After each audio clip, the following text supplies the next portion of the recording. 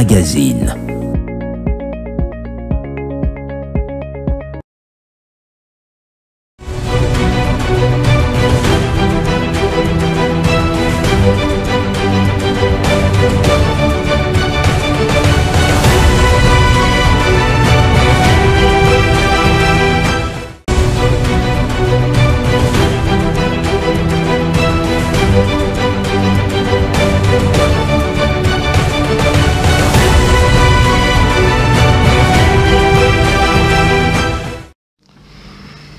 Congo, rendez-vous le peuple congolais, magazine Yabanamboka de lundi au vendredi en direct à Congo, versus télévision, la chaîne de l'unité nationale. Bosuma Kokia Kolanabiso, na télévision na TNT, Bosuma Kokia Kolanabiso na Canal Plus. Tous errés parce que Totamboli, dans différentes provinces, va dans Kolanda Congo versus télévision. Et surtout magazine Tolobela Congo. Comme les magazine proche de la population. Les numéros est affiché dans vos postes téléviseurs. Bon, dans Kolanabiso ici comme ailleurs. C'est le moyen d'aller participation dans la 4e émission. Tinda message na yo kokoma wa préoccupation na yo kokoma awa na 4e plateau na biso. Salutation na bino nyonso ba téléspectateurs oyo bozuma koki ya kolanda biso. Na libanda ya mboka na Europe, na Amérique, na Asie, partout bisika bozali. Même en Afrique, dans différents pays. Bisika bozali congolais, ana na seul souci à vous informer na makambo dali koleka na école na République démocratique du Congo et puis seul rendez-vous d'exercice. Il y a des redevabilité d'ali awa na analyse na Tolobela Congo magazine d'analyse et de débat, Tolobela Congo magazine d'enquête et d'investigation, Tolobela Congo rendez-vous de la dénonciation, Tolobela Congo magazine d'actualité. L'analyse et débat du jour, très chers téléspectateurs. Avant de qu'on dans le sujet du jour, on Tolobela Makambo ya dollar. Bon, mon diable déjà sujet on a la carte à plateau d'Abissou. Après ça, il y a franc congolais face à dollar. Cause impact sur le pouvoir d'achat, sur le terrain de l'île Nengenini. Il y a pas le sujet du jour. Mais ah ouais, qu'on permette à Bissoto d'abord, na makamo d'aller déranger le peuple congolais. Ni d'aller déranger le peuple congolais. Rapidement, accomplissant avec la régie, na Congo central, Lelo. Sur ordre, il y avait un pays intérieur. À Sénaki, na secrétaire général, il y a assemblée provinciale. Lelo bacha bureau d'âge pour examiner ma pétition. Pétition d'Alimi Balé. Oh, tout le monde a dit contre Papi Matezolo. Et puis, et son fils, Moussou Soye Kota, oh, il maintenant pour le bureau tout entier. Oh, maintenant qu'on reprochait ma gestion, ma camouébélé. Rapporteur, oh, tout qui m'a combo ya bateau, maintenant qu'on tanga. Alors, qu'il semblerait que dans le bateau. Oh, ah, on a Kinshasa, maintenant derrière, ma camou dans le Congo central. Parmi bateau, il semblerait que Matangi, comme moi-même, il y a madame la première ministre, Judith Soumine. Matangi, il semblerait qu'elle est à la base de Makamboy. Il semblerait que comme mon père a Ouameso, et donc au Tangama, Bazali à la base de Makamboy. Madame, on faisait dit, il y a quoi, il s'est grâce à Bilolo. Alors, pendant qu'on soit grâce à Bilolo, il faut commencer d'abord à la tête de l'Assemblée provinciale de Congo central. Ne bon monde qui va pétitionner côté. Dans le bien conditionnel. Mais après, qu'on y a ordre, instruction, on fait pas l'intérieur après ça qui, non, on dit les lois dans la qui mokolo, les lois lundi. Et ça les jours, il fallait un principe, pas faire de sa bureau d'âge pour l'examination de ma pétition. Donc, on a d'abord avec 100 commentaires ce qui s'est passé aujourd'hui dans l'Assemblée provinciale de Congo central. Bitumba Makofi, Bakiti Boukani, on suit d'abord la vidéo. De là, on suit la vidéo.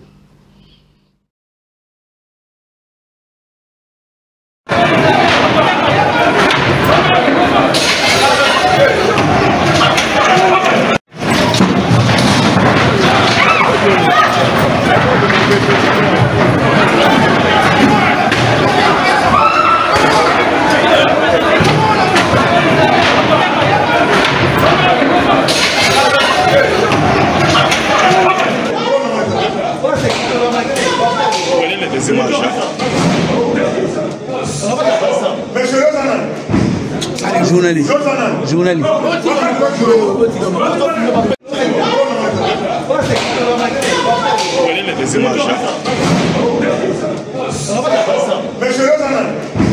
Allez, journaliste. Échec total. Tonali ko kenewa pitam dona ko mona makambo ya boye. Dans le second mandat, Félix Antoine Tshisekedi. Tu vois même ma réunion, c'est le maquis interinstitutionnel. Chef de l'État, il y a madame la première ministre. Ayambi, procureur général pour la Cour de cassation. Ayambi, les deux présidents du Parlement. Sort Nango Vital Kamere parti. Tout le monde qui fait premier intérieur. Avec des sacs bango nyonso, bah si même dans acte d'engagement. Pour la stabilisation de l'institution provinciale. Tout le monde qui est wapi. Commentaire, population, on a la mission directe. Biso permettre biso dans ce temple de la démocratie et permettre aux Congolais tout ça l'analyse. Est-ce que la vitalité démocratique, tout le monde qui est wapi. Est-ce que Makamo nyonso qui profite et donc profiter de la population, tout le monde profiter de la nani. Est-ce que Makamo est déstabiliser? C'est comme Manuel Félix Antoine Tshisekedi pour on a Kinshasa pétition contre le président de l'Assemblée provinciale à Kinshasa. Entre-temps, il y a aussi une interpellation au Babengi, le gouverneur de la ville provinciale à Kinshasa. De quoi il est passé à très rapidement. Avant tout ça là, Tambola, Bandeko, Badagolanda, Bissou, Anakata Plateau, Tonana Monamboka, Thomas Kapouya, Yerusalem pour les côtés IDPS, Tonana Monamboka, Maître Fall, Mamba pour les côtés opposition, et puis Tonana Monamboka, Mitterrand, pour les côtés opposition à FCC. Très rapidement, Monamboka, image à côté, premier commentaire. Président Royambal. C'est qui, hein? IDPS, c'est viva. Viva, viva, viva. Le peuple d'abord. Ok, rapidement. À tout seigneur, tout honneur, dans autant dans un bouton de son excellence Félix Antoine Tshisekedi Tshilombo. Au topé Sorombo Fati Beton et à Yerusalem pour sa diplomatie intelligente, active et gagnante. Ceux qui ont kana Ngwende Amboko était, ceux qui ont kana ce que nous appelons la force divine, dans mon tour été. Mais les balkanisations, il y a déjà RDC coupé en 4 morceaux. Na plan oyo. Na plan oyo. Na plan oyo ya Bakaja, ya FCC oyo Batekamboka. Grâce à une grande personnalité, grâce à la force divine, grâce à la force du mal. Au patriotisme naïe, les lots tout est connu, toute personne est connue, on connaît qui est qui. Et qui fait quoi, c'est ça notre fierté. Et ce qu'on vient de voir dans le Congo central, je peux dire en grosso modo que c'est brutalité démocratique. Parce que là où il y a la démocratie, il y a la loi qui règne, la majorité, il y a en douceur, Fandi, comme les VPM de l'intérieur avaient déjà donné les instructions pour dire que bureau d'âge et Fanda, Balinga qui va statuer avec intelligence, sagesse, avec douceur pour voir réellement motion ou le kaki et l'andaki procédure ou non pour voir réellement des personnes au basa censé y a condamné songolo pakala basa l'interpeller bakoye eza normalité mais ils n'ont pas voulu suivre ce qu'on appelle la procédure na règlement d'ordre intérieur au régir assemblée provinciale et nous disons que c'est une honte pour cette assemblée provinciale du Congo central et je peux encore dire que la brutalité démocratique n'est oreilles. Est-ce que le peuple est dans le second mandat Félix Antoine a besoin de mon avis? Non, non, ça ce n'est pas question à peuple à second mandat. Là où il y a ce qu'on appelle brutalité, il n'y a pas de question de mandat. En France, est-ce que tu peux faire passer aussi image en France, il y a ma marche en France contre le pouvoir en place? Tu peux dire à la population congolaise que ça fait au moins 2 semaines, nous tendons vers 3 semaines, il n'y a pas de gouvernement en France. Un pays émergent, un pays aux grandes puissances, un pays toujours un pays développé. Là où il y a des peuples, là où il y a des personnes, il y a toujours des divergences d'idées, il y a toujours les débats. Ce n'est pas dire que non, parce que c'est le 2e mandat. Nous tendons vers le 3e mandat, 4e, et Makamoboye. Il y a des mains noires. Pour faire le désordre au nom de l'Assemblée provinciale, pour éterniser l'image. On accuse IDPS dans la base à Bakabodios. Non. IDPS, c'est trop dire. IDPS, c'est une institution où ils ont géré. Ce sont des personnes qui gèrent. Ceux qui ont géré déjà, ils ont géré pas au nom de l'IDPS, mais au nom, il y a Res Publica, ce n'est pas l'IDPS, ni de loin, ni de près. IDPS n'est pas. Nakati Masolo, ils abattent conscience na bango, consentement na bango. S'ils sont en train de tirer des ficelles pour leurs intérêts gauchistes, ce ne pas des personnes, ce sont des individus. Ça va handicaper le second mandat de Félix Makamboy. Second mandat, Ezamoussika par rapport à ce qui s'est passé. Où est le problème de second mandat dans cette histoire? Ou bien troisième mandat? Mais sur la stabilité continue au niveau de la province. Non. Est-ce que quoi handicaper? Il n'y a pas question. D'abord, ça, ce n'est que le début. Aujourd'hui, demain, le VPM peut sanctionner encore, peut même suspendre cette assemblée. Mais ce qui a suspendre, est-ce que c'est un problème de second mandat de son excellence? Très bien, merci. S'il y a des poursuites pour connaître qui fait quoi, qui est qui. Quand ces personnalités-là, oh, Baza n'a complice Masolo, Baza traduit en justice. Est-ce que c'est comment ça peut parler sur le second mandat? Il n'y a que des individus qui font les histoires dans leurs intérêts égoïstes. Ça n'engage ni de loin, ni de près le mandat de son excellence, ni le fonctionnement de la province. Les institutions vont toujours marcher, des personnes vont passer et la gestion va toujours continuer et les choses de abattre Koleka et Makambo. Merci beaucoup, Braboka. Jérusalem. En traitant de téléspectateurs, on va dire que la mission ça va image wana. On va dire que les Kaleno na province ya Congo central. Ngabo na la giwana. Bon la dit moi na moka wa parce qu'il y a ce éclairage. Ba donc activer IDP salobi Makambo et tali IDP. Na tuni est-ce que ça va handicaper le second mandat Félix Antoine Tshisekedi kuna na province ya Congo central. Comment l'instabilité on va dire que les Kawana dans l'institution les loba attention. Bon qui mon mboka nenga lobia. Tikana soit ndeko ya province ya Congo central. Yé pas beka ko pesa bakanis. Est-ce que ba komo bada ko citer na tuni ndeko. Et là IDP c'est dans la base en IDP. Donc totika komo wa meso, totika komo wa Jedi Tsumino. Toka mitena ni mitresse ka boyeba. Merci mon mboka Yves Luamba pour l'invitation. Na pesi bande wonanga to kabula na bango. Plateau moro bambote mais na moi lomba on a zalaki na moi biscuit. Dalingi to kota ozalo tana wa biscuit mon mboka.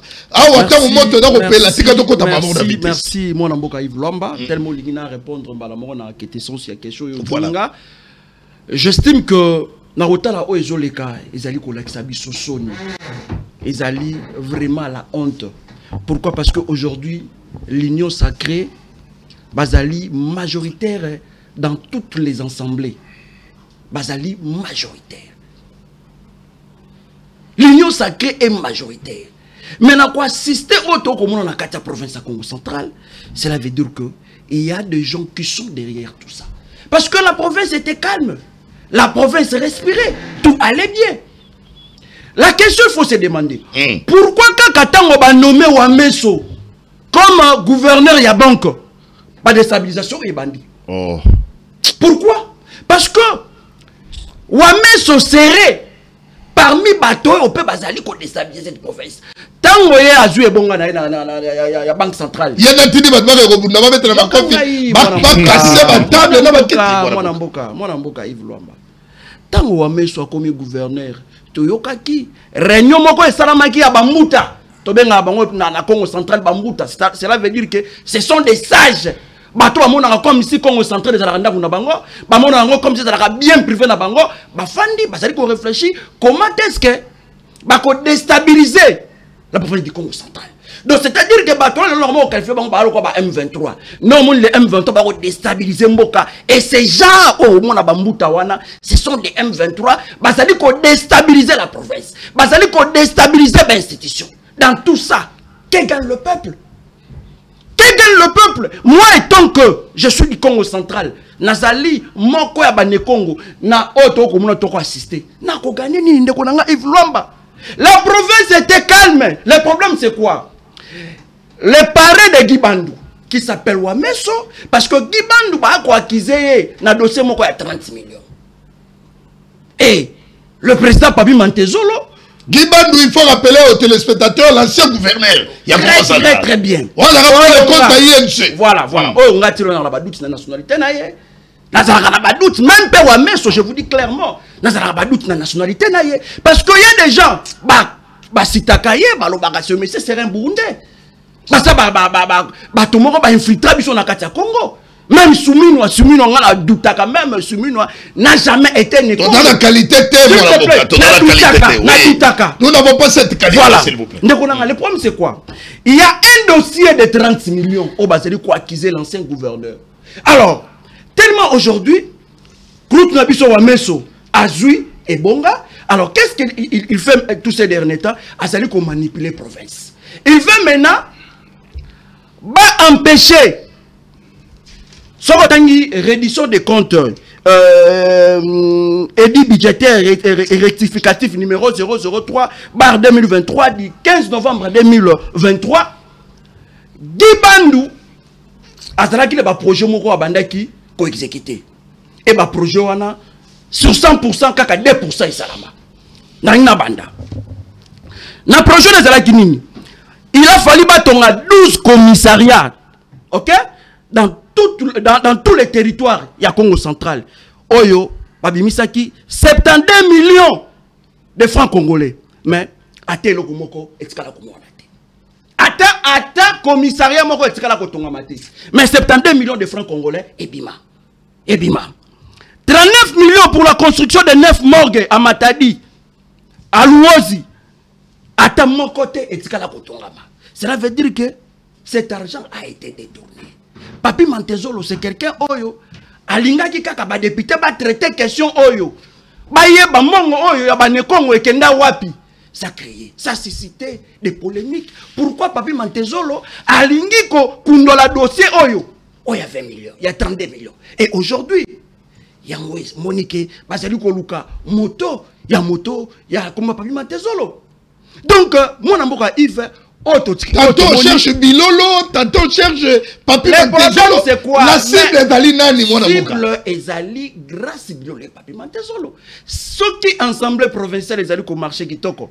Cela veut dire que l'exécutif peut marcher Kitoko. Mais ceux qui ont une contradiction, cela veut dire qu'il y aura développement malungé aux Alatés dans la province de Congo central. Le problème c'est quoi? Ils veulent se débarrasser de Papi Mantezolo pour bâtir moto. Moi, il y a IDPS, Oya Koluka a préparé motion. Je vous dis que l'UDPS, il y a un ancien gouverneur, Oyo Basité, Namamo Basextap, Azalaki commanditaire, il y a Basextap. Le monsieur s'appelle Nkuluki, Atumatubwana. Il y a les gens, Oyo Basité, il serait derrière Asextap. Oyo les cas dans la Congo central. Et ce monsieur, voilà, ce monsieur, Azalaki mouta peut perdre. Azalaki mongo na katia FCC. Le FCC ba benganaye. Au lieu de pester mes énormes poubelles, ba kenda gologota. Le monsieur Atumatubwana. Oh lelo. Balingiye akoma président ya Assemblée provinciale ya Congo central. Oyo ba ne Congo balingité. Oyo lelo ba ne Congo balingité. Donc ndekonanga Yves Lomba aujourd'hui ce qui crise institutionnelle est dans la province de Congo central, l'auteur Ezali l'UDPS. L'UDPS qui veut déstabiliser la province du Congo central. On dit le bélo très majeur. Le vœu PEM, Jacques Chabani. Ah, ça qui conférence le président de la République lui a instruit. Ayamba, député. Voilà, député, le président des assemblées et les gouverneurs et leurs vices. Ça. Le feu peut m'aider ça qui bangouni. Alors que balingi kamba ba motion. Pourquoi? Parce que Bazali n'a besoin d'institution afin que peuple, la population a quelque chose. Merci. Mais aujourd'hui, dites-moi, est-ce que saboter mon konzamboka? Parce que mon konzamboka ndé moto après cette initiative wana. Est-ce que tu rigoloba député wana Bazali ba rebelle? Parce que mon continent bango, autorité morale na bango.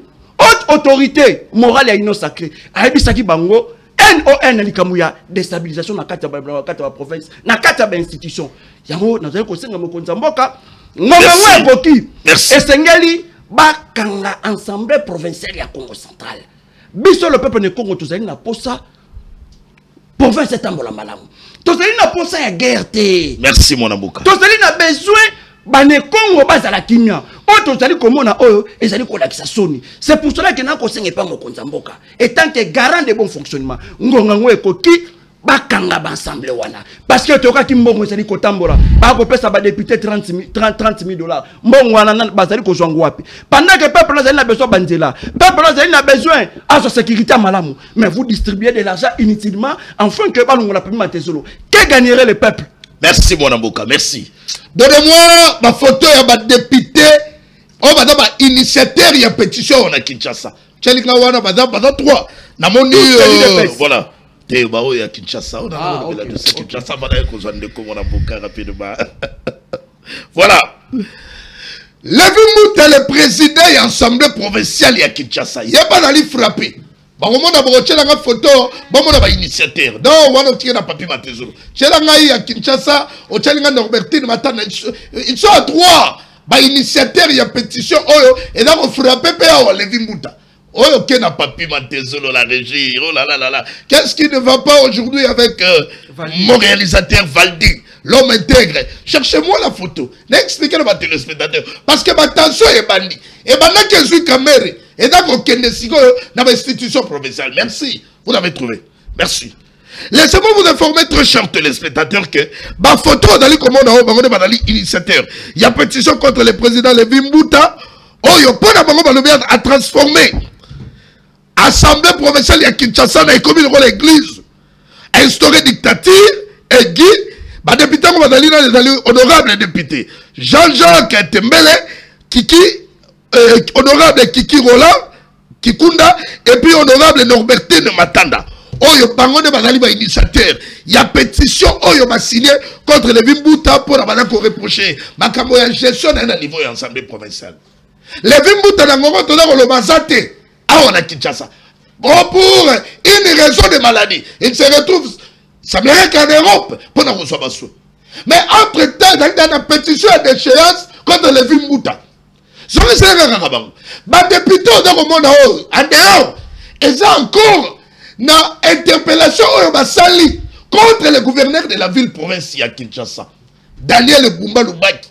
On peut reprocher na makambo belé. Mais gestion, il y a ville provinciale Kinshasa.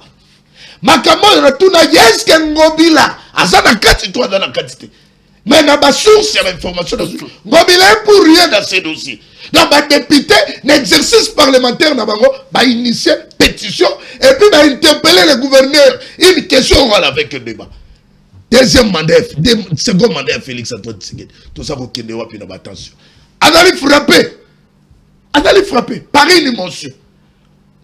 Bah, interpeller à niveau l'Assemblée provinciale de Kinshasa. Daniel Bumba Lubaki. Pendant qu'on reproche dans ma caméra, Jésus. Tout d'abord, qui est wapi. Tikato rapidement. Maître Fall Mamba. Les tout puissants. Les tout puissants communicateurs. Très élèves. Il y a Mayo Mboka. Avant de resonga. Dans mon pays de paix, c'est famille politique. Dans mon Kala. Dans mon Bizibu. Nakabuya. Batomboli Maboko. Bakiro Sala même. Matinée de l'unité de réconciliation. Nayokaki Mutumoko Zoloba. Mpia. Mpiaka. Mpiaka. Nazozonga. Ok. Quand on appelle ça tabac téléspectateur. Ok, il a payé de moi. Beaucoup l'andabiso de partout. N'a pas su nombote. N'a pas simbote. N'a bana nyonso ya lingwala. Bana kumina Kisasa. Bana Barumbu. Bana ya Changu. Bana nyonso ya Mombele. N'a pas simbote. N'a ba Chayer. N'a pas simbote. N'a ba Kumbi Pusu. Ba receveur. Bana Sirage. Bawe wanyos bakumbi moto na pesi bino mbote mingi bisika boko landa biso na yebi ke toali kolobela mambi matali République démocratique du Congo ndeko Mitterrand keba okopesa banoko kanda oyebi ke na ba Congo et pas banoko soki banoko basiliki eraka compliqué na segio chama ina na ver chama ina vigno on peut pas ba Congo banoko soki basiliki kenaka mabe mais na yoki d'abord na plateau na yo momo ko bimi brutalité démocratique ah que veut dire brutalité démocratique Yokangi la sans sa message Asuki alors bika brutalité démocratique. C'est pas cette expression. Quel dictionnaire?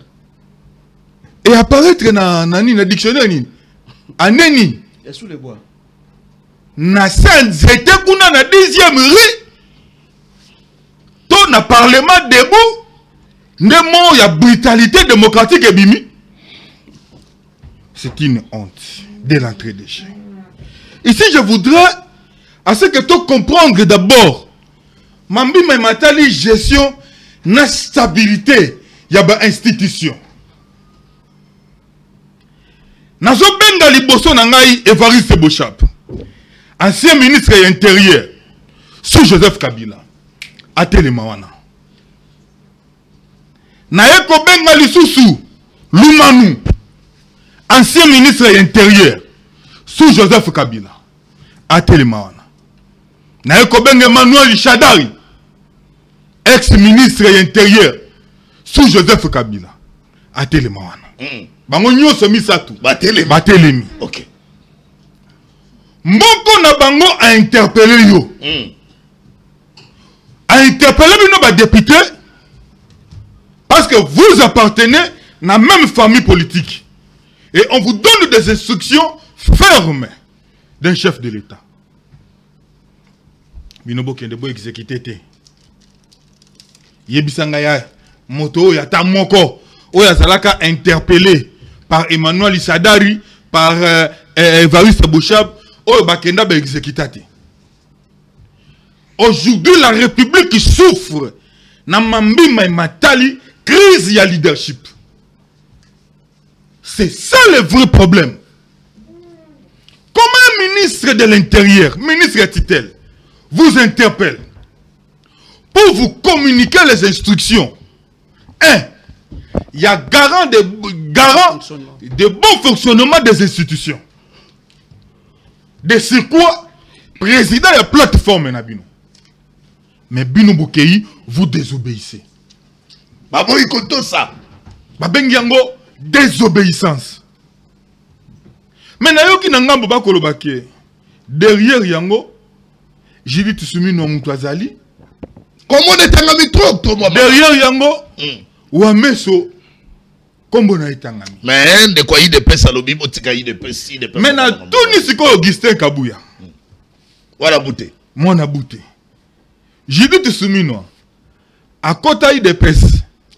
Avant besoin pouvoir, to pendant besoin pouvoir. Yoka siko Augustin Kabouya. J'ai dit tout soumis non à côté il dépêche et tango kakatozi pouvoir. Batu na bandak bagangi wo. Bon mesdames abe. Donc, IDPS depuis Ebanda. Oui. C'est comme il est là. Ils n'ont jamais eu une intelligence oyo et cause à la chef du gouvernement. Il fallait qu'à JD Tsumino Aouta FCC, il y a Joseph Kabila, pour aller comme premier ministre sous Félix Tshisekedi. À la FCC. Ah bon? C'est l'information que je te donne. C'est l'information. Nalobi, moi je te donne cette information avec précision, exactitude. N'a pas avec précision. Maman Soumino Moko. Soumino Moko Moko Outa FCC.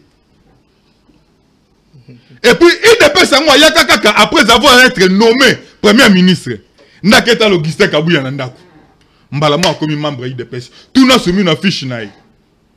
Tout n'a carte de membre. Fiche d'adhésion. Fiche d'adhésion, tout naï. Moukolonini, yazaka na fédération ni. Na section ni. Na cellule ni.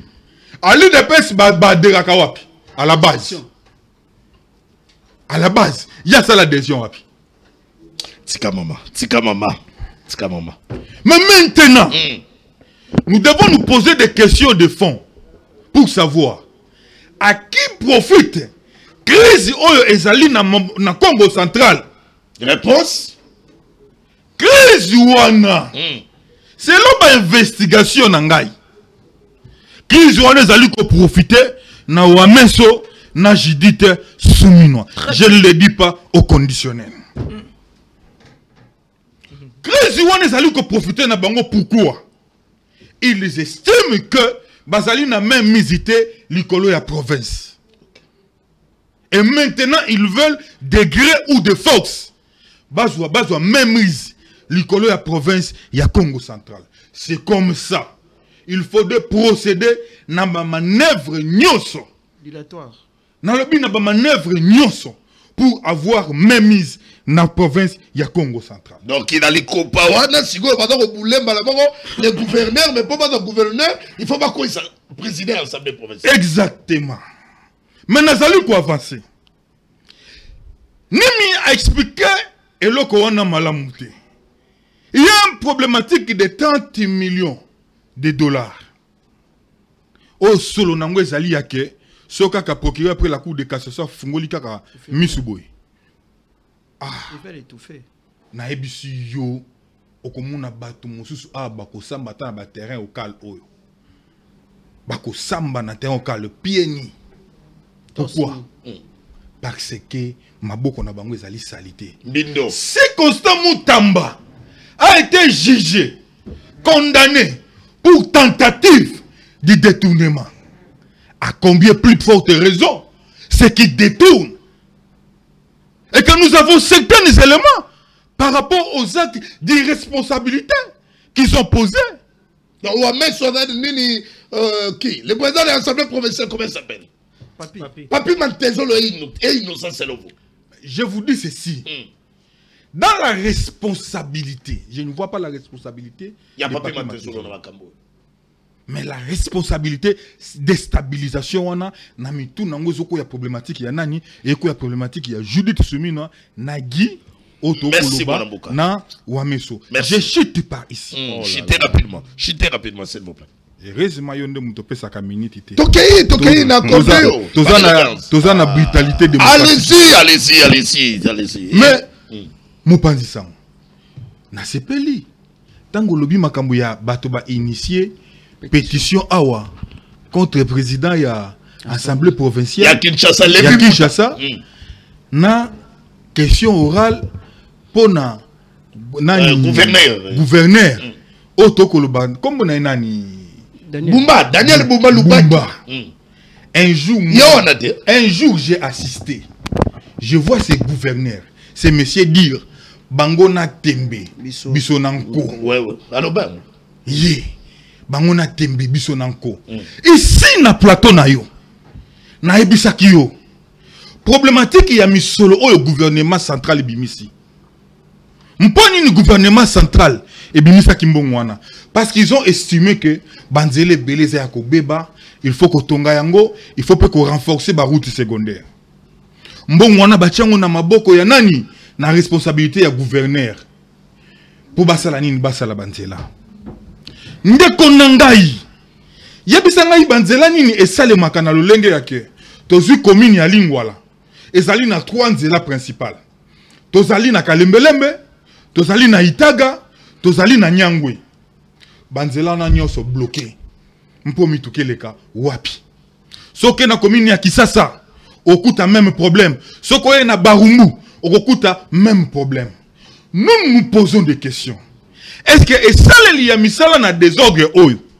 C'est pour dire que to fungola ki ba chantier et belé monsieur le kokite boba ki c'est la biso misolo. C'est pour justifier détourner déjà. Voilà pourquoi nous demandons la ministre de la Finance va suspendre le financement, va enquêter d'abord sur misala oyo et si et salami. C'est un voyage. Depuis Gilles Akenda. Ah, bah là, Gilles Akei. Bon. Chef de service, inspecteur général. Yo, comme il là. Moi, un copal. Tout le monde batté, hein. Na tout n'était que dans le but que Bumba détourné. Mais, bah, chantier à Kinshasa, na moni partout. À un moment, ça dérange. Partout. Nzela pesate. Mais d'abord, les militaires, dans Nzela, les lots, Congolais, PC, à un moment, c'est un rayon, on a film, moi. Et ça, quand même, moi, bien, embouteillage, pesate. Bon, on avance. Jérusalem. Action-réaction. Hein? On a une minute pour la monnaie de Bandé Boulou, dans le mois de Côte Babi Belé, après dans un mois de Mouka Janville. Non, Babi est côté mais Bamiché, Babi. Dans le sens que son Excellence Félix Antoine Tshisekedi Tshilombo, quand il a accédé à la tête de ce grand pays, Ayena esprit moko il y a tribalisme te. Ayena esprit moko il y a kokabola batute. Ayena esprit moko il y a kolongo là-bas oya kutakite. Mais il est venu comme un rassembleur. Qu'est-ce que je voulais dire par là? Joseph Kabila oya comme un rebelle. Alobaka ke. Alobaka ke. Donc, comment Kabila n'est pas les 18 ans, on a qui na pouvoir. Nakoka qui ko transformer Congolais parce que Nazaki na 15 personnes. Quand il n'avait pas 15 personnes, c'est qu'il avait 3 ou 4 personnes. Et vous avez combien?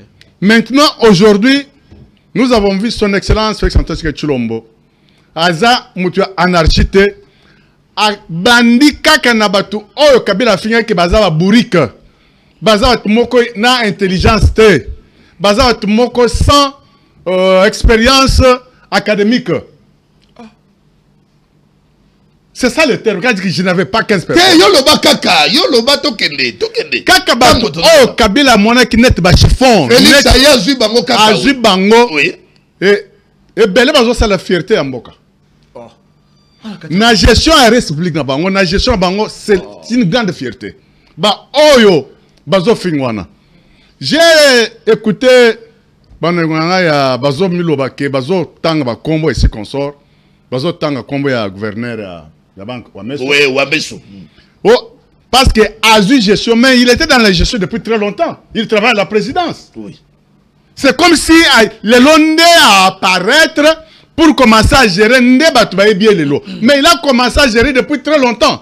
Mais pourquoi très longtemps là? Pourquoi très longtemps là? Il était dans une institution. Ah, aujourd'hui, il est chef. À sa chef, il y a une sois calme. Merci. Apaise-toi. Apaise-toi. Apaise-toi. Quand il était là à la présidence, Abandaki conseillait dans le comité, il y a gestion, il y a décision, il y a Mboka. Il n'avait pas un mot à dire. Aussi longtemps que Lelo d'abord est si Kazali, Aza c'est que isolé par rapport à ce qu'il bosse. On a obéi à ça, c'est bien. On a ce qu'on peut calculer. Non. Oui. Aujourd'hui d'abord il est isolé, il n'est plus encore décideur par rapport à Est-ce que vous avez bien? Pour la yébotika comme moi Wameso. Mais c'est la population qui suit son nom. Ce n'est pas... Wameso ni de loin ni de près. Donc je dis pour autant la maman soumise na conditionnel. Je reviens sur la première... Yves Luamba. Mais papa, tu dois me protéger. Protège-moi. Protège-moi. Il a la parole. Protège-moi. Politique. Protège-moi. Pas qui par élégance, t'as tenu dans le non, bon, tu as mis gazon. Protège-moi. Aujourd'hui, on parle de la bonne gestion. Tozo mon ndenge de la réseau betama fimbo. Sur la gestion, il y a Madame Souminoa comme Premier ministre. Parmi Maye Oyo, Otozo ba actif naye. Mais Bango ba fait cesser Oyo Nazana Bango Awa. Bandaki Koyo comme je n'avais pas de personne intelligente. Mais aujourd'hui, intelligence Oyo. Bazana Bango, je peux encore te citer Moussou Jean-Pierre Liao. Azaka en Assemblée nationale qu'on a avec Bamina quoi ainsi qu'on sort. Mais ce qu'il est en train de faire aujourd'hui. Cadre du PPRD, là au moins tu dois savoir. Aujourd'hui, merci beaucoup. Aujourd'hui, ce qu'il est en train de faire, il était à l'honneur aux États-Unis dans la 80e session il y a Nations Unies. Pour les réformes, il y a administration publique. Donc Kabila va dire au Kangamaël na bango. Mais Kabila, c'est lui qui a le problème, mon frère. Allez, Sili. Et Sili. C'était Kabila qui a le problème. Combien de fois Kabila a continué qui conseil des ministres? Honte à toi. C'était Kabila qui a le problème. Honte à toi. Donc Kabila Kangama Maëla Baliao, Maëla Batunio so Kabila Maëla Félix Ayel pour c'était Kabila le problème. Parce qu'il ne savait pas comprendre. Merci. Et tu auras pour merci, vous allez. Tu seras extrêmement négatif. La ministre est jeunesse, c'est grâce, continue. Et ça, on a mis déjà, mon frère. Bon, maman, pendant qu'on attaque Mingi. Oh, ma faute d'orthographe français, mon boulot. Bon, maman, Kendaga, pour à 5 ans. Non, non, tu es calme. C'était Kabila qui était problème de Kolwamba. Kabila problème. Tala lelo toujours fenêtre toujours Kabila. Merci. Tala nanga lelo na ba makenga toujours c'est toujours Kabila. C'est Kabila problème dans ce pays. Merci vous allez pas. Mais il faut dire ça, il faut dire ça. Avant puisque ndegolobeli makamboya. S'il vous plaît. Makamboya il y a cours d'échange. Oyo ndeko profita lobela makambo ya dollar ndenge dali ko kita. Ba variation na ngomemi kolo to moni dollar c'est ko kita.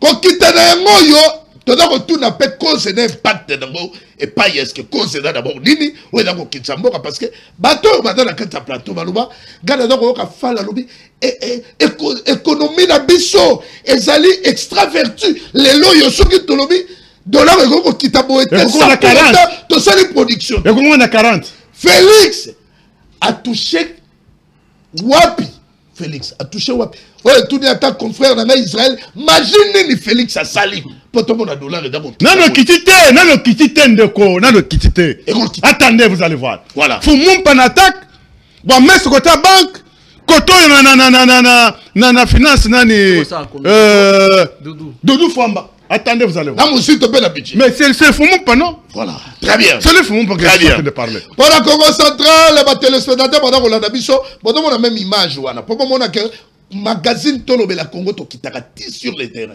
Na kita on a qui makambo ya Congo centrale et bandi.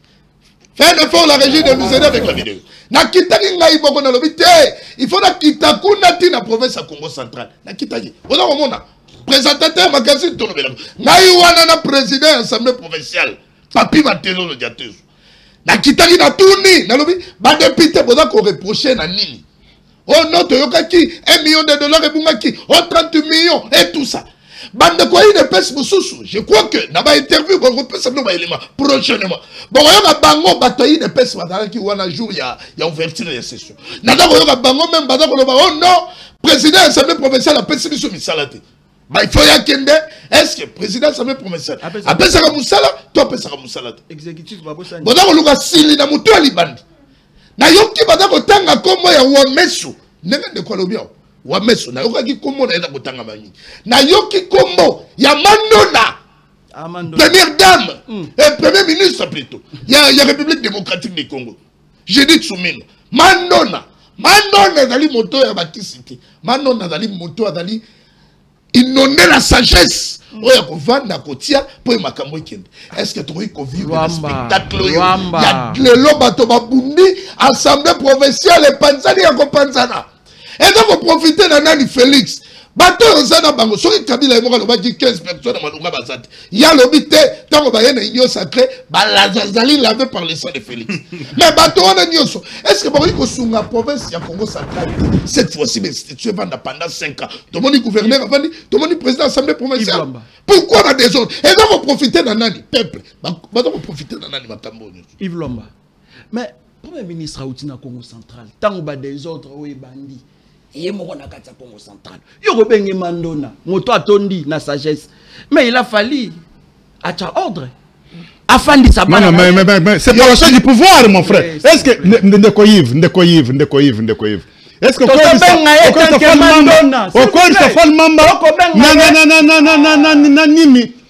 est-ce que Yebi constitution Kabila tigale biso na makambo se prendre non oui mais à la notable là on parle de cette notable province usurpation du pouvoir non il y a d'autres choses que je ne peux pas y mettre parce que s'il vous plaît, pas de l'État. Nous sommes sur le plateau de la télé. Oh là là là là, brutalité démocratique. La brutalité démocratique. Donc il y a nos mandats de faire ça nini. Oui, j'ai dit Tsoumino. D'accord, qui t'a écouté na province à Congo. Et tant que ne pas parler. Voilà, et tant que Mandona, n'engue ocholoba, azali moto azali rempli na sagesse. Cela veut dire que tant qu'il y a moni, makambo eko kene malamu te. Amoni bana bako swana amoni yen ça ne va pas alinga ko sani fala fandi sabana abenda bango il y a le principe de séparation du pouvoir nazali ko kende tant que biso bane Congo to benga ngoma kukumatani cela veut dire que afandi si bande ko naye ko pesa bango ba conseil parce que crise oyo ce n'est pas la population qui bénéficie. Oui. Je te dis, au Congo central, c'est difficile au monde à gouverneur à ça à 5 ans. C'est difficile au monde à président assemblée provinciale à ça à 5 ans. Pourquoi? Parce qu'il y a de mains noires. Oh, Balukaka, bonheur, il y a la population du Congo centralité. Merci. Parce qu'on a toujours animé. Merci. Parce qu'il est animé. N'a pas esprit à ma bête. Merci. Conformément à c'est un temps déjà. Vous prenez la parole, Bob. Non, j'ai la parole, Ben. Jean-Ville. Très sérieux, déjà tout banaki magazine tout le Congo. Bon, quand bien même un peu en retard, mais exclure quand même ramasser ma dossier. Tu vas tout mettre dans ma config dans le Congo central. Au moment où l'image, on va nous aider quand même au moment où l'image d'illustration comment assemblée provinciale comme transformé na dojo bakiti bukani ba messe bukani to éviter ça to na ko kende wapi sur ordre il y avait pas mis intérieur à l'obagi la secrétaire général il y a assemblée provinciale ba fandisa bureau d'âge lelo pour l'examination ba pétition bato ba betani makofi kuna bato bazoki to doze la bila na équipe na biso bada kuna ba kopesa biso bilan mais entre temps côté na yo regard ya nyoso bitumo yo komo na ngozaka union sacrée opposant Moussou Azate, Kabila a condamné à mort, avant Nanaï. Bakatumbi Libanda, Matata Libanda, Lelo Union Sacré Bango Bazaliao. Bonsoir Lucas Sili, Namutoa Libanda, Nekonanga, Ndokinan. Allez-y.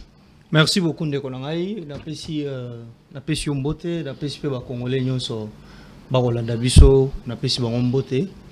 Nasengi bango bolimbi sebele pour na retard oyo na ngona émission oyo napesi ba ko débatteur Mbote. Ndeko Yves nayoki l'air na vandiawa nayoki moi Bambalembele ba cité kombo ya notre première ministre madame Souminoa na banina na maître Fall a cité à lobby que madame Judith Souminoa azamuto ya FCC azamuto ya IDPS, je ne sais pas ce qui à côté na IDPS kaka azu yango wapi na obiso to yebi tout na Evariste tout na Augustin Kabouya ye moko non mais eza question directe non problème exact regarde le banane yo yebi kala alobi na biso et surtout c'est un avocat c'est un grand avocat Kouloutou Nanga c'est un grand avocat a yebi principe moko ya ko ignorant ngote à celui qui allègue le fait il doit y avoir des preuves alobi kaza mutu ya FCC na habité ce qui a yango wapi parce que obiso to yebi ongana yebi en tant que politique je sais que j'ai dit Souminoa azaki na fédération il y a Belgique il y a IDPS papa yebi Sphinx mais aye ba etende papa yebi mais aza mutu kala ta uti poto là do ko kaka na tous les trucs papa yebi akone ba etende ngeni na uti na fédération ya Belgique na masaka na mowe c'est ridicule non mais c'est tout à fait normal mais c'est tout à fait normal même la partie na bino eza na bato na minito yo yebi bangote baza na kati ya partie Jean-Marc Kaboun mais baza libanda mboka ce qui Jean-Marc a commis à faire les lots et que au moins il va dans l'institution. Que bazana partout au contraire. Batunyo so bazana poto. Bazana IDPS. Ou bien que IDPS ezali na ba fédération na poto, na Belgique, na France, na États-Unis, na Canada. Ce qui les lots mutu IDPS bazana nommé à poto. Est-ce que ça problème? Gada yo kande Acacia. Acacia. Mais nomination c'est un problème. S'il vous plaît. Question est ça. À côté IDPS quand parce que Augustin Kabouya yemoko le biongo est-ce que vous avez nous on est politique et pas confrère nayo et pas confrère nayo et pas confrère nayo Jean-Marie Kassamba ayambi Augustin Kabouya Augustin Augustin Kabouya Judith Souminoa vous n'êtes pas informé à côté IDPS avant na apprécié tant lobby lobaki il a après sa capacité. Après ça va preuve. Voilà. L'émission, les jours, c'est ça. L'émission, ça c'est l'émission de Jean-Marie. Émission de émission telle c'est ridicule. On ne discute pas. On ne discute pas. Non seulement un politique, tu es un communicant. S'il vous plaît. Un communicant, il faut aux Ouakab information. Non, s'il vous plaît. Jean-Ville. Non, c'est pas comme ça. Jean-Ville. Maître Fall. À l'obi na yo na émission à Jean-Marie Kassama. Qui t'a toi yo kende vanda? On le voit la récente émission à Kabouya. Moi je trouve que ça c'est du sophisme. Ok, on avance. J'avance les sous-soirs. Ridicule. Il faut dissocier Hermoko. Makambo etali o ezali normal. Ce qui se passe na Congo central. Ndeko nanga Mitterrand uti koloba ke fallait maman Judith tant on commis na Congo central. Il faut oh là là. Il a la parole. Il a la parole. C'est ça pourquoi ça. Allez-y. Mais écrit ce qui a passé au recadrer là. Olobi que a outil Congo central. Le ordre. Tu as utilisé le mot ordre. Mais tant article 197 de la Constitution. Toi tu as parlé de 195. Moi je parle de 197. Ce n'est pas à Judith Souminoa, il y a pour établir paix Ce qui est institution provinciale, les gens ont un problème. Le lobby, c'est le président de la République. Il y a un lobby état notable. Non, mais comment notable les autres? Mais on n'a pas de dialogue notable. Constitution est lobby que lorsque. Mais l'Assemblée est un problème. Et c'est le président de la République, ce n'est pas Madame Judith. Et aussi, démarche. Il y a initié une pétition, mention. C'est une démarche parlementaire connue et légale. Si un député national a moniqué, président de l'Assemblée nationale, Assali Moussala Malamouté, provincial plutôt, et que a initié une pétition. Mais pourquoi il fallait tout ça dans mon problème? Voilà. Et ça n'a qu'à être des démarches légales d'un député. S'il vous plaît, j'ai la parole. C'est moi qui ai la parole. Écoutez, le chef de l'État a instruit. Voilà. N'avait pas à Bengissa, gouverneur. Vice-gouverneur. Signé même un acte d'engagement. Monsieur Ndeko Yves. Total. Tout ce cas là. S'il vous plaît, évitons les attaques. Restons. Non. Pas ça. Je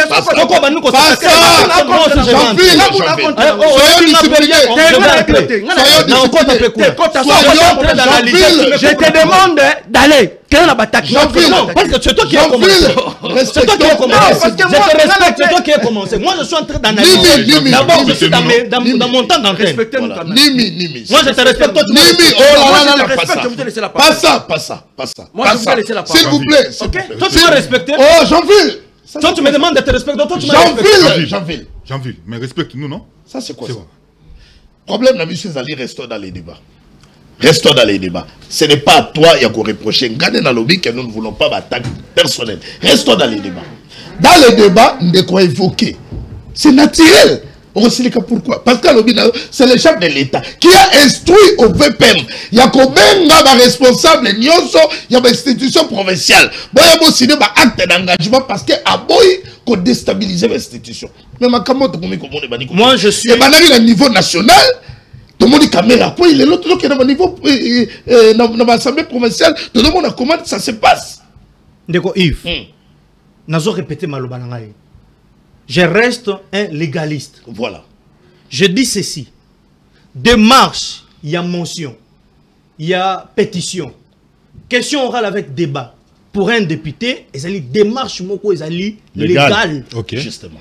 Constitution et Ndimi Ango. Règlement de l'intérieur. Ce qui un député est à la nationale ou député provincial a initié mention. Question débat avec débat. Pétition pour un gouverneur, on ne peut pas en faire un problème. C'est tout à fait normal. Le président a appelé. Moi, je suis en train d'analyser. Mais évite aussi émotion à la plateau. Je ne suis pas émotionné, moi. Voilà. Je ne suis pas émotionné. Dans le lobby, député Eza Moussala Nayi. Bangonde Bavwandi, député Wana. Je n'ai rien à voir avec Papi Matuzolo. Je ne l'ai jamais connu. Natikala Komo na été. Nazolo Baké, c'est tout à fait normal. Un député. Soki, à Saliba Greffe, à lobby que le président de l'Assemblée nationale, et que c'est normal. Et que l'Assemblée, Ndakuna Bango, selon règlement na Bango, et Pessin Dingisa, et que les députés ont signé pétition, on a pas quoi ça y est. Aujourd'hui, c'est la même chose qui se passe. Face à un incident, parce que la régie va nous aider. Face à un incident où les gens ont bundi, quitté Boukani dans l'Assemblée provinciale. Maintenant, tout c'est la nini comme suite. Ce n'est pas la première. Ça se passe pas seulement chez nous ici, ça se passe même ailleurs. Dans les députés, il y a toujours des moments où Bayo a raté.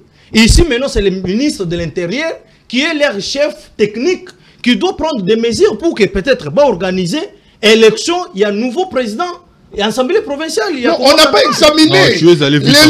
On n'a pas même examiné. Il fallait le sa bureau d'âge, examination. Moi, j'ai vu une lettre. Moi, j'ai vu une lettre au ministre de l'Intérieur avec ici que Bavandis, Bakotissa. bureau d'âge. Justement, il y a un dans le binayo. C'est ça. Bureau d'âge, il fallait vendre dans les lots. La régie est de nous. Ceux qui demandent au monde a dit. Ce n'est pas la première fois. Dans le biboyi. De Komamba n'est pas même la personne mieux placée à Kolbelango. Dans le biboyi. Il n'est pas la bonne personne à Kolbelango parce que même son président parti Naye, il a déjà fait ça. N'a parlé du peuple. Ça s'est fait partout au monde, même en France. Mais vous condamnez pourquoi? Mais pourquoi? Maintenant, tu vois ça changer le langage. Écoutez, s'il vous plaît. Écoutez, s'il vous plaît. Écoutez. Merci Faltier, la personne le président de la République. Le président de la République est garant de bon fonctionnement. Tant où il y a instruire, cela veut dire qu'il faut exécuter. Et Pekissi démarche d'un député pour ça la moussala. Et Pekissi en côté. Mais déstabilisation, il y a mon frère. Déstabilisation des institutions. Place non, mais moi, aux déstabilisation. Place non, mais moi, aux Merci. Place non, mais moi, aux nous, on a intérêt à la quantité, pas intérêt député provincial. Non, pas élégant. Dans toutes les assemblées, l'union sacrée est majoritaire. Il est majoritaire, mon frère. Ce qui est président de la République à lobby, cela veut dire qu'à mon ça ne va pas. Aligner ordre et zonga. Ici à Kinshasa, il y a une pétition contre le président Lévi Mbuta. Moi, je suis contre ça. Pourquoi? Parce que tout ça a besoin d'institutions étant bon la malade. On a contre comment? Ce que les démarches légales, on a contre comment? Pourquoi tu n'arrives pas à accepter l'exercice? Merci. C'est son avis. Merci. Il faut respecter son avis. Merci. Passons maintenant au sujet du jour. Puisque c'était important et ça tombe aujourd'hui le lundi. VPM intérieur, Yono Lelo, secrétaire général, il y a assemblée provinciale, va faire bureau d'âge pour examiner ma pétition. Conséquence, yango. Dans ma image, ce n'est que le début, on va mettre la suite. On va dire que député.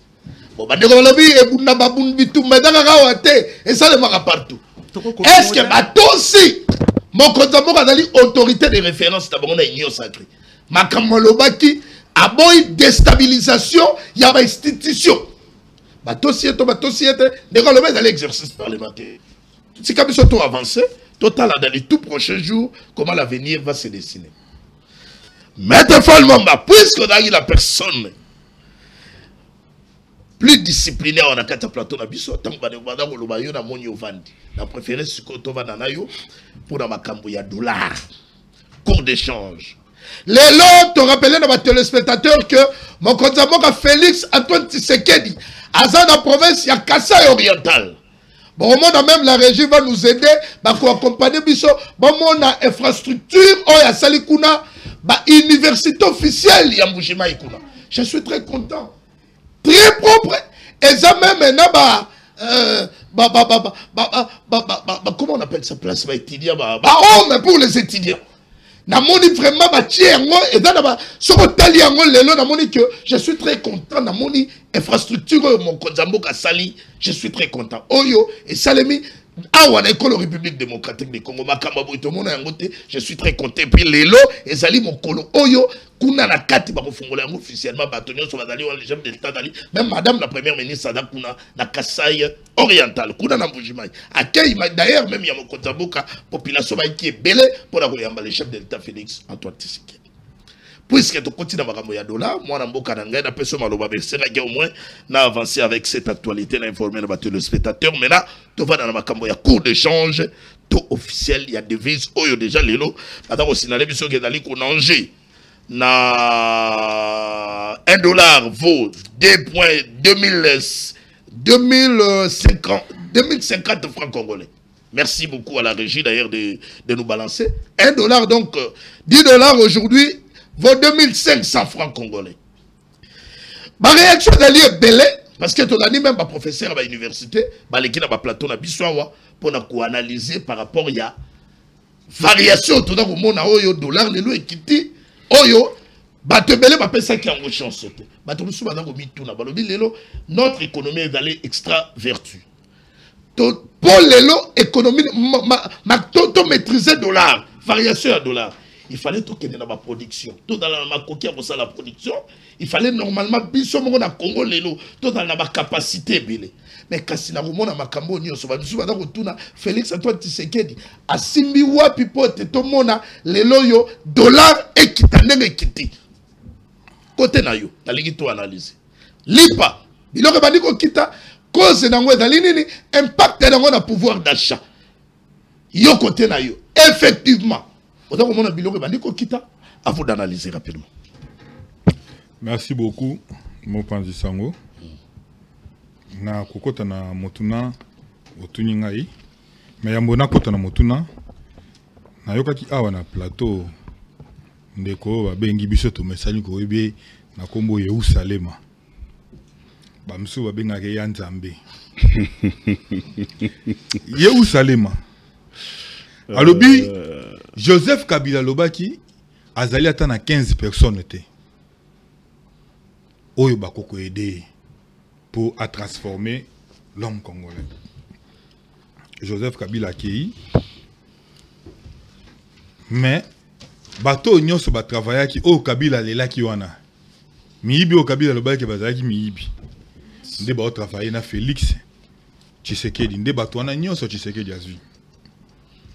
Nalingi oyeba ke Joseph Kabila tangwaye a créé une classe politique nae. Classe politique au Kabila a créé qui au Kabila tikaki. Tozalina ba liaou, ba kamere, ba tout gochab, ba tout presque bazar. Et sa classe politique oyo Joseph Kabila a créé qui. Est-ce que vous savez que depuis Tshisekedi aye classe politique au Félix Tshisekedi a créé. Ça c'est de 1. Parce que je rappelle, dans 5 caméras sunga, Ndengo Zabo 7 ans au pouvoir et Félix Tshisekedi attaché chef du quartier au Tikala Obimate. Je rappelle que 7 ans Félix Tshisekedi na pouvoir attaché chef ya veni au Tikala Obimate. Je rappelle 7 ans Félix Tshisekedi Moussalo Tikala na côté manabasa banzete na ba parlementaire debout. Ero yo zala mutu to vanda no na plateau te. Ero yo zala mutu ozana bureau, ozana opo eza pouvoir ya IDPS. Ero zaki mutu osala musala. Peut-être aboyi na ye ou le bana bazo benga yo papa ngai Minerval. Mais peut-être aboyi ngai nini. Aboyi na ye peut-être. Ndeko Yves yo kokotela ete. Tika ye, ata Biblia lobi moto na moto akomema charge na ye.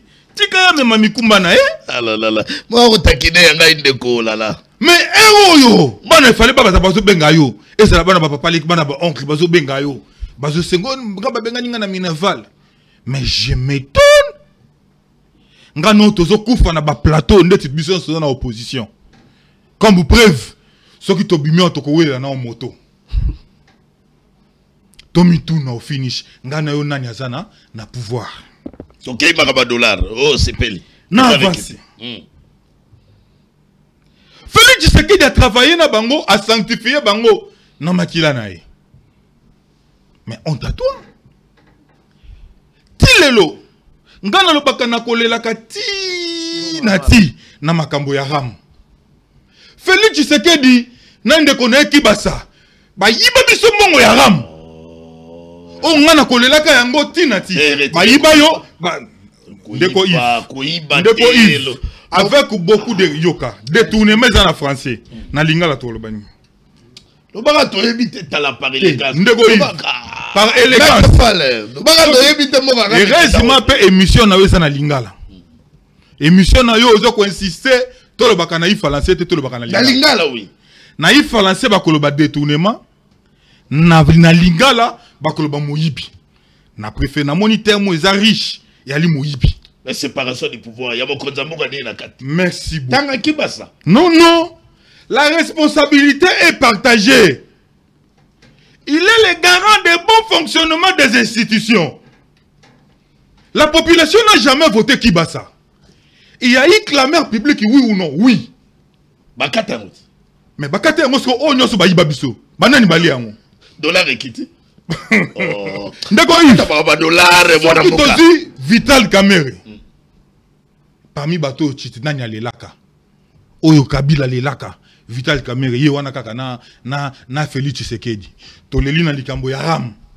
Baye kolela Vital Kamerhe sous na Assemblée nationale. Papa yoyo ya bana. Soke na INC. Bato kuna INC bako ya INC ya ngomoko ekufa. Balobi soko yoki Vital Kamerhe ordonnance bima kuna na présidence ba nommé c'est qu'à recommander qui membre ya famille. Soki tozui liaou oyo za ko vanter. Bato nyonso liaou a mécanisé sur 100%, 95%, ce sont des gens au na province nae. Ce sont des Congolais? J'avance. Ndeko Luamba. Na koche la ndeko mbongo. To bima to kota na kin marché. Te bato eza combien? Ngavana ya awa na kin marché na tikito 27. Lobby na mona ki na 28. Lelo vana kota awa na tikito na kin marché 27. Soto kitino awa na Willery ba changer na 40, bato mususu 45. 24 ba mususu 24.5. Et l'autre à la commune? Soto kitino na Victoire. Ba mususu baza na 24. Ba mususu soko poussa ni le to ke de kota kauka oko kuta 25. Mais au coût à 24. Mais mon compte a félicité ma ministre. Au coût à la gouverneur ya banque à lobby ko kita dollar wana a félicité ma gouvernement. Mais surtout le balelo na makamata li incompétent. Fait du Tshisekedi est le symbole de l'incompétence.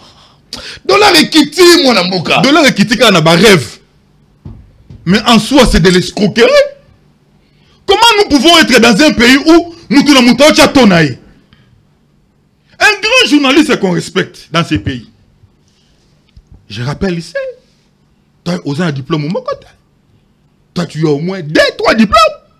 Kalamingi, toi, peut-être, tu as aussi le diplôme, non, Moussou. Biso Tokoya, wana. Biso Nyoso Bagoloa. Tokoya, Moubondo, pour te fêter anniversaire. Ni diplôme, il y a droit. Et ça, na Arsenal, na Oba, qui c'est le 3e diplôme. Je suis fier. Mais Yebisangai, la compétence, c'est quoi? C'est lorsque vous gérez la chose de l'État avec beaucoup de responsabilités. Félix Tshisekedi a félicité Bango, mais tout le monde qui chasse, c'est à combien? Dites-moi. Ndeko na coaché les $100. Soto kiti na kin marché to coûte 27 ité à $100. Biloko ekiti to kiti. Biloko nini ekiti? Lipa. Soko boy ya lipa wana tika. Ya lipa soko boy sako da moto. Lipa o ya pe victoire to moni ba. Lipa o e beli sakabate hémorroïde. Ah, voyez. Hein? Yo moko ndenge zabo liaka lipa wana ya pe victoire te. Pour éviter que hémorroïde. Ndelo yo ko bande sambo njeke o lipe kitili pani. Action réaction. Yebisanga boulangerie o Félix Tshisekedi asali na mboka o. Mwana mboka. Yebisanga. Ekoki. On peut pas gérer la République avec beaucoup de responsabilités comme ça. Ekoki. Jean-Ville, toi, vous allez voir, idiot sacré. Ça va? Attention, ça va? Oui, ça va. On est calme, mais on a des choses à dire. Ok, alors. Moi, je pensais que lorsque mon aîné Azolob avec beaucoup de légèreté concernant l'Iaou.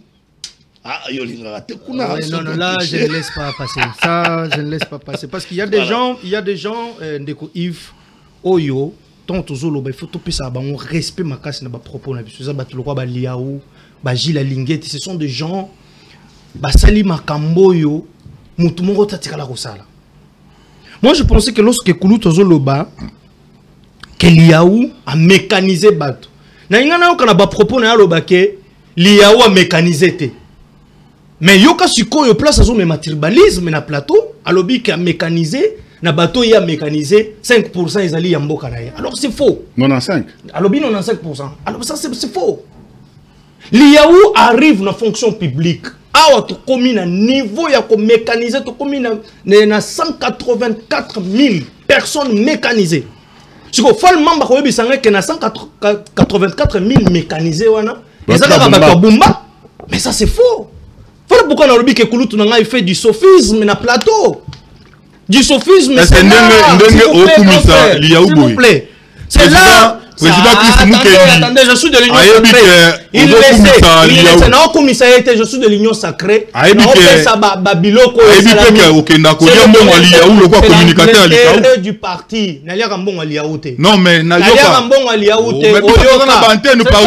c'est ça, non. Est-ce que le président Chris Mukenya est pour ici, oh, ça n'a maîtrise. Mais c'est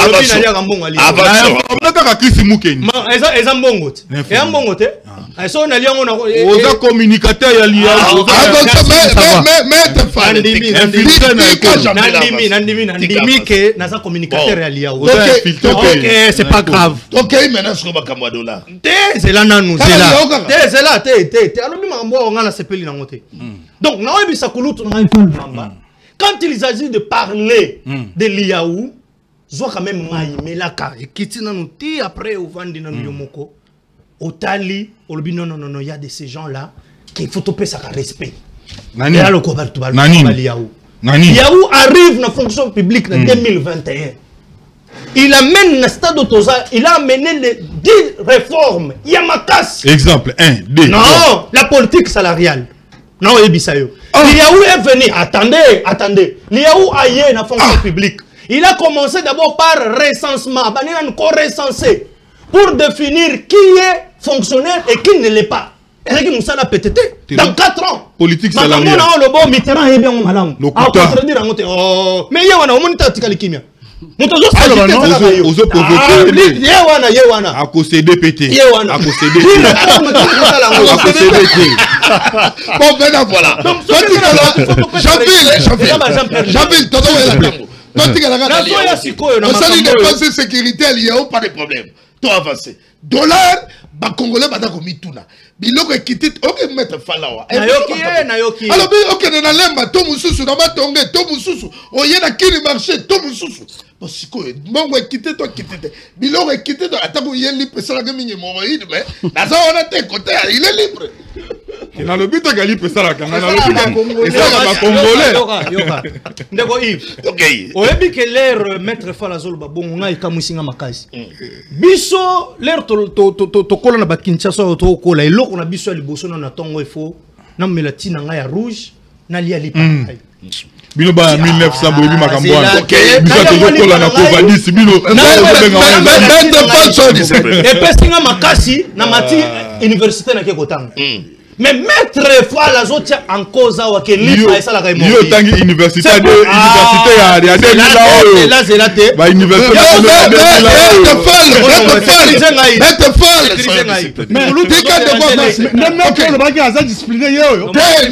non, mais récupère d'abord la parole. Récupère d'abord la parole. L'homme le plus discipliné dans la première nation. Bon, ça va. Trop proche à peuple, c'est quoi en contradiction à peuple. On est à ce que peuple y a le baraké à côté là, les lots 100 francs au bango va comme on a mabé. Maman moko lingwa là ko se pela na cabine da lobby balongo le linga 100 francs et ko sunga ngai mais maître tellement kaza na vie bien, ta la santé na ye, bo bende na caméra. Autant li santé na ye. C'est pour dire que comment on peut savoir li papo na ye elia makate ya lia kana biloko ba super yo lo bana ngai ekiti il a quitté toi quitté à répondre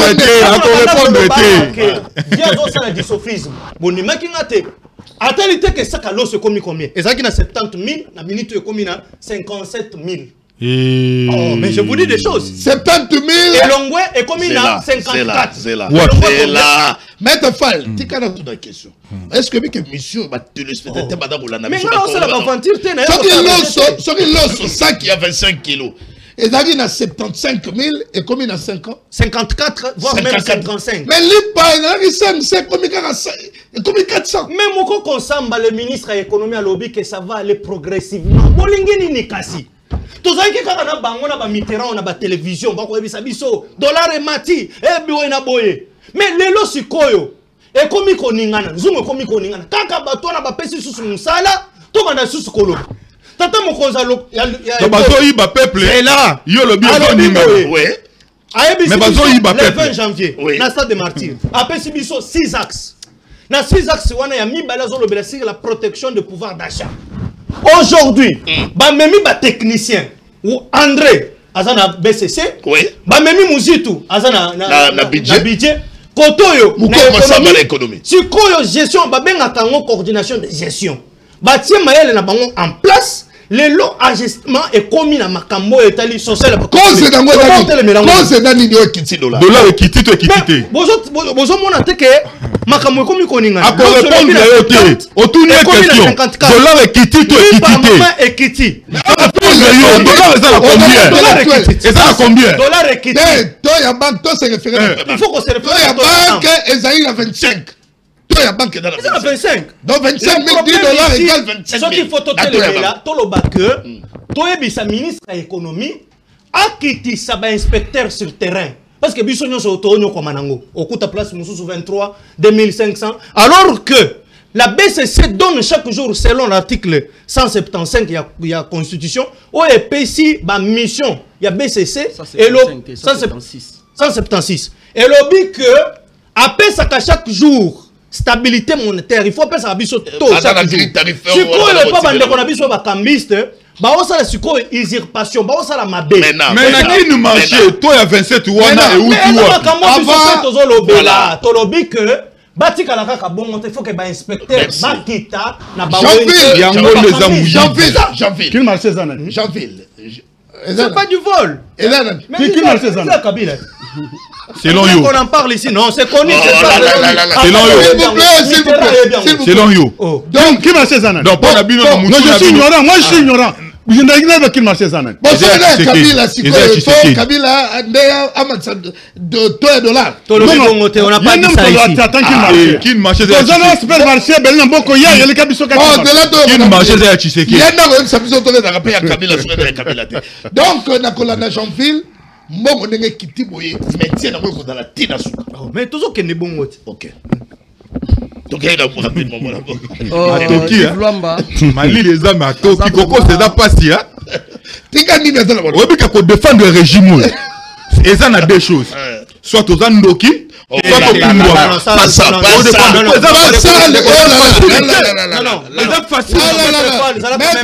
j'ai la parole.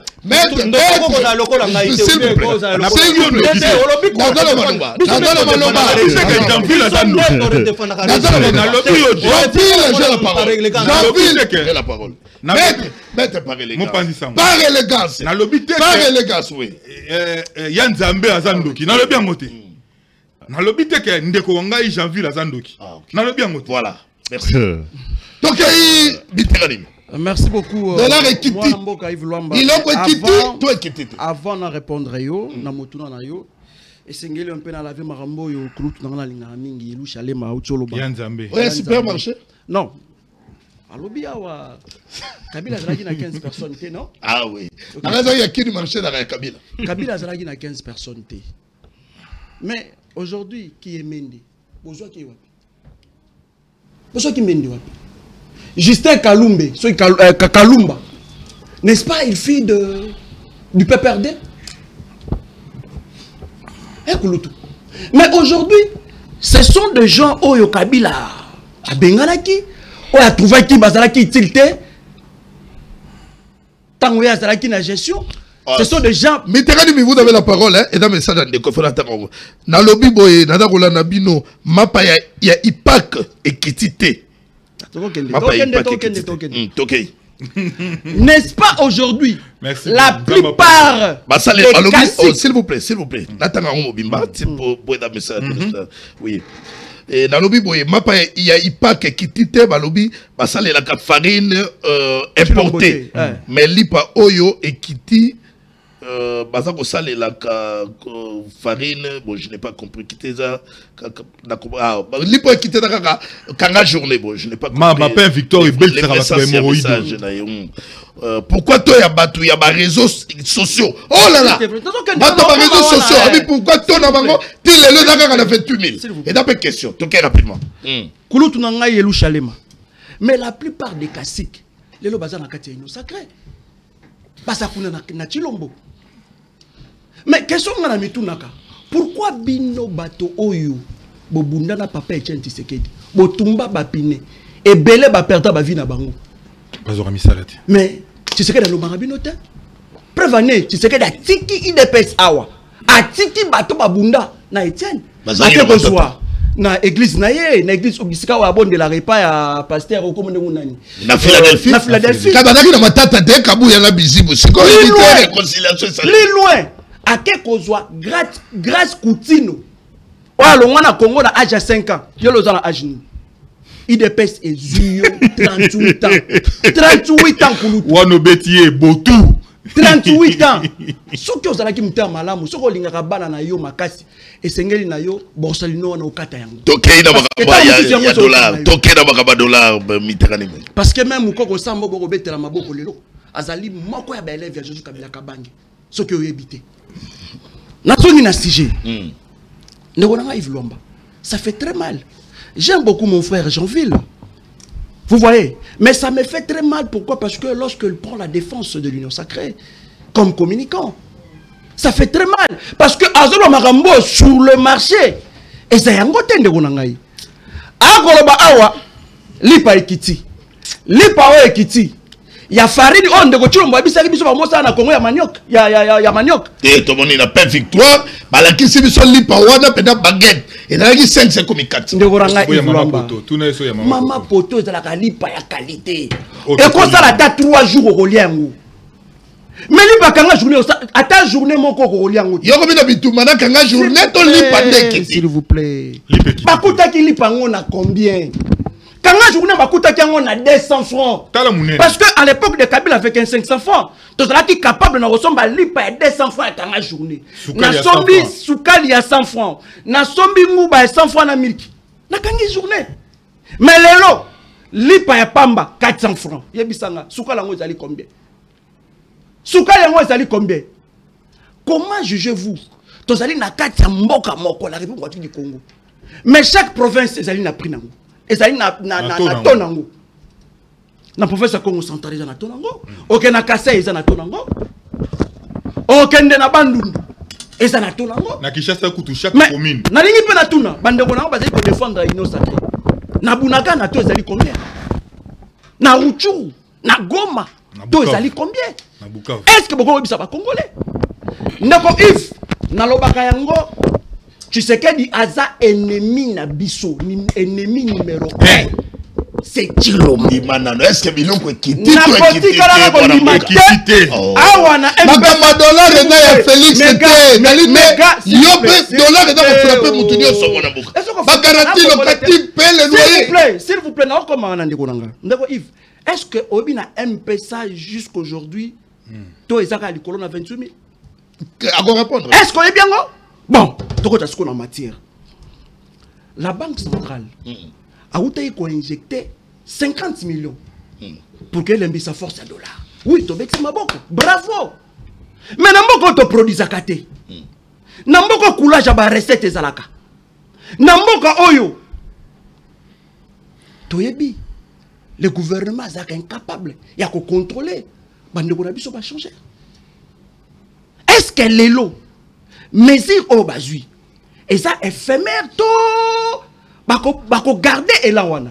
Et la politique monétaire, il y a fait ça. Politique monétaire. Tu bêtis ma boko, non? Oui. La bêtis ma boko. Ah, il y a mal dans le monde. Question n'a ezali. Et qu'on va dans libella tout et qu'on va. Il y a mal lobby. Est-ce que eza politique moko éphémère? Parce qu'aujourd'hui, Bayer, tango linko futa mbongo comme ko exiger yo. Pesa nga mbongo wana na toya.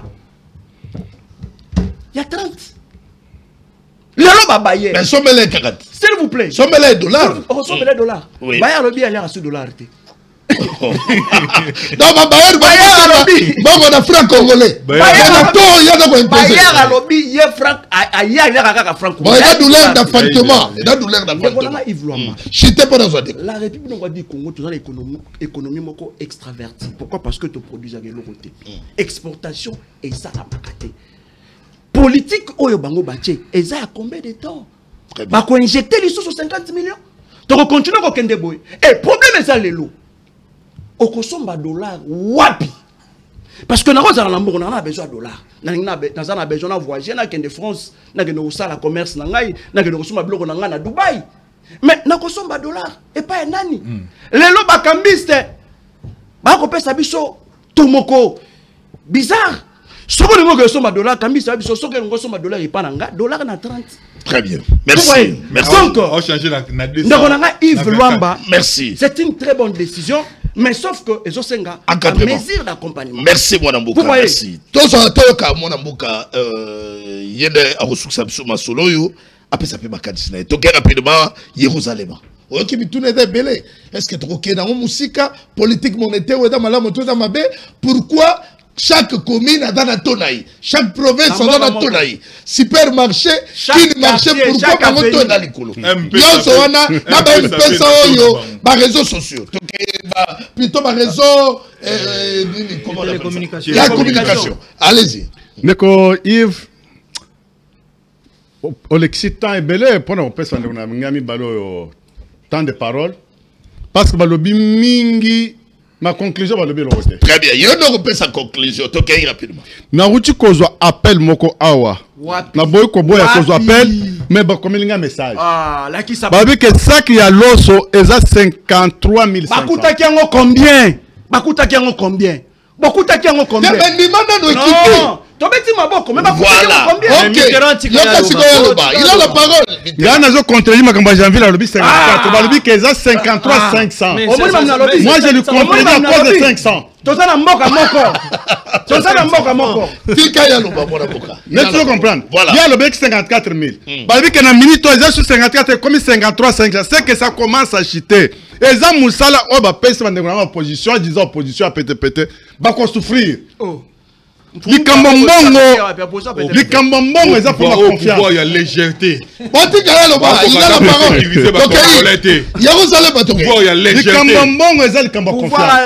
Le peuple a donné confiance dans son excellence Félix Antoine Tshisekedi Tshilombo. Nabatu oyo Kabila ebisaka biso ke baza maele te. Mais Batouana bazo prouver de quoi ils sont capables aujourd'hui. Ils sont au service de la population. On a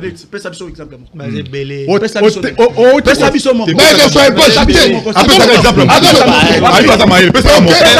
ici autant de fois. Liaou. Liaou.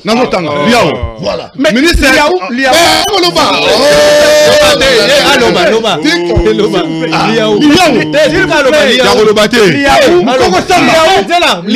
il fut du perdre. Mais je n'ai pas refusé. Mais il est devenu très intéressant. Non. À quelle liste FCC? Je suis d'accord.